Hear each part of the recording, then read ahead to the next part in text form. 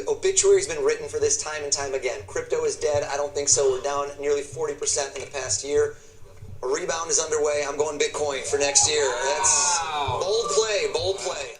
Boom shakalaka, what is going on everybody? Randall here from Crypto Love, and today we're going to be talking about a Bitcoin price breakout incoming by May 10th, and a chart that you should be very concerned about, and even more, why IOTA's price is up ridiculously high today. We'll be talking about all that stuff right after a message from our sponsor.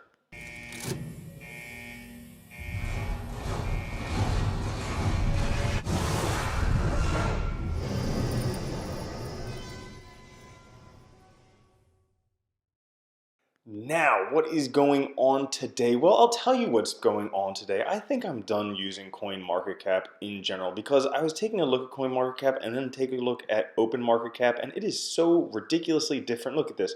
Market cap the same, $166, $171 billion. But daily volume, 1 billion versus 39 billion. And really the real reason that I'm going to be changing to using OpenMarketCap I'll be talking about in a little bit. But what's going on in general in the markets today? Well, market cap $166 billion. Bitcoin volume, Bitcoin dominance 50.53%. Right now Bitcoin's trading at 52.84. Kind of a big spread we'll be talking about in a little bit. Ethereum at 157 and XRP at 29 cents. Now, what's going on that we were talking about in the thumbnail? Well, we have this wedge forming right here between the this gray line right here, which is the 50-week moving average. All right, it was rejected right here back when we had the crossing of the golden cross, and it looks like we may be getting rejected again, so forming somewhat of a ceiling there, and then we have this ascending track that we've been following in that's been somewhat of a bottom. Well, it's coming to a wedge coming up right around May 10th, which is a date that a lot of people have been talking about sometime in the beginning of May, between May 7th and May 10th for a price breakout. And where the price will go, we'll be talking about that in just a short second. But first, what we're talking about that's of even more importance potentially, this price spread. So between Bitfinex and Coinbase, there's a huge price spread. Bitfinex right now, right around 5,500. Coinbase right around 5,200. 300, 300 and a quarter price spread. And as a matter of fact, if you take a look at the charts, you can see here, this charts, the candles here, this is Bitfinex versus US dollar. The lines, this is Bitcoin USD on Coinbase, Gemini, and Bittrex. And you can see huge differential ever since we had the whole Tether scandal we talked about in our last episode, and why you should get the F out of Tether and probably get the F out of Bitfinex if you're still in there, and if you even can. Probably reason is to leave both of those. But check this out. This is a $300 split that we've been talking about.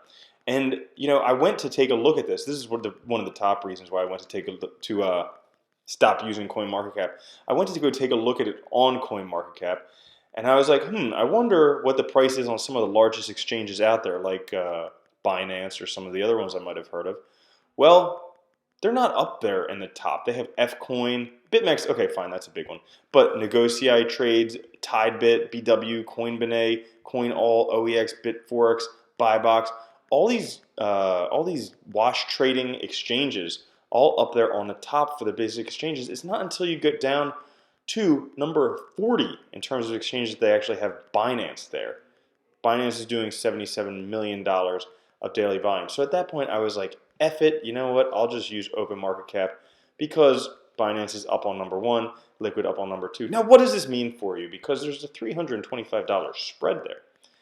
That's potentially money to be made. Anybody who's into arbitraging, who actually wants to, could potentially, buy some Bitcoin on Liquid and sell it on Binance. You make $200, $100, or buy it on Coinbase, sell it on Binance, or if you're lucky, you could buy it and sell it on Bitfinex. But I've heard that people are having a lot of problems removing money from Bitfinex, and saw this funny little thing on the old Reddit.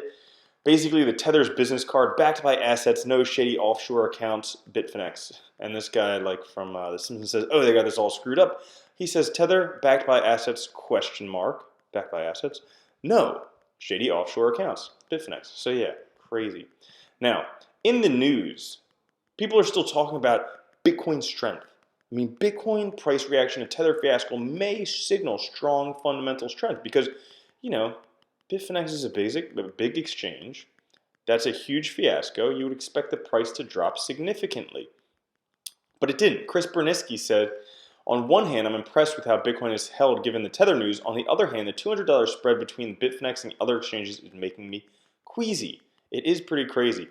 He thinks that what's going to need to happen is Bitcoin is going to need to retrace either the $4,000 level or the 200-week SMA to have a rock-solid base for the bull market to come.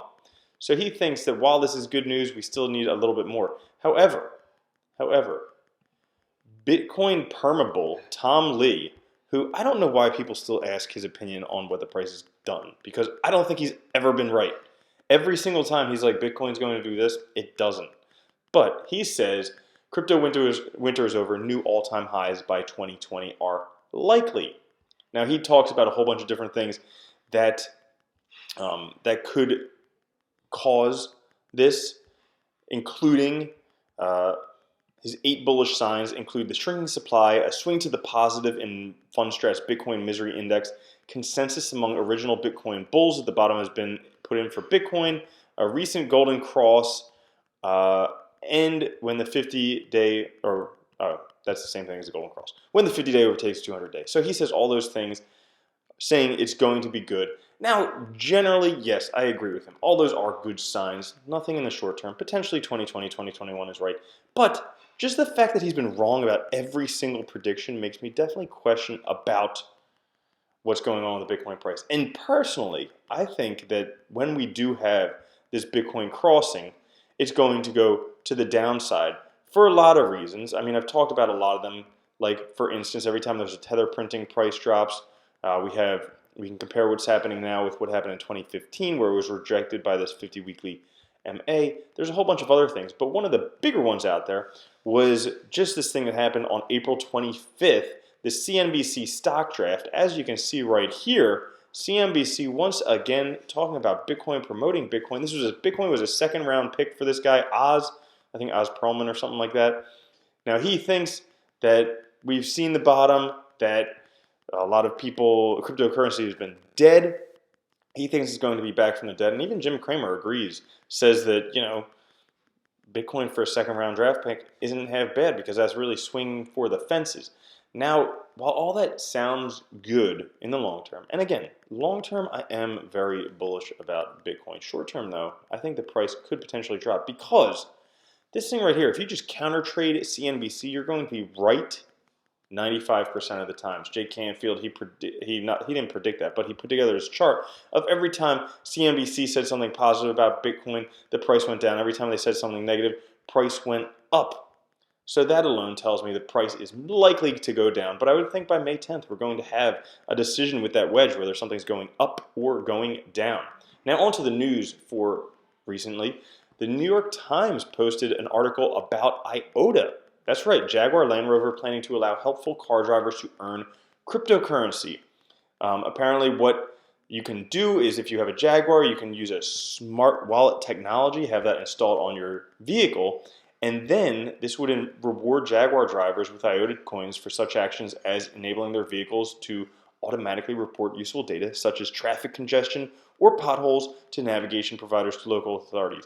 And drivers could also earn rewards if they participate in ride-sharing programs. The tokens could be used to pay for tolls, parking, and charging for electric vehicles. That's pretty crazy. The overall goal is achieve zero emissions, zero accidents, and zero congestion.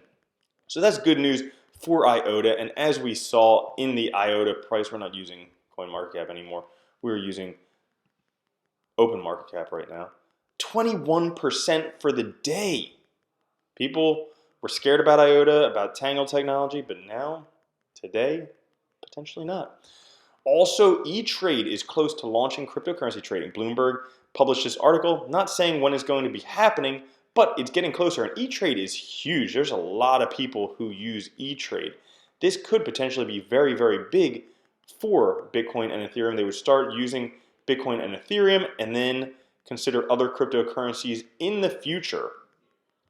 But that could potentially be a lot more customers to be able to trade Bitcoin and cryptocurrencies. That's the big one. The Saudi and British bank, SABB, they launched instant cross-border payments based on Ripple.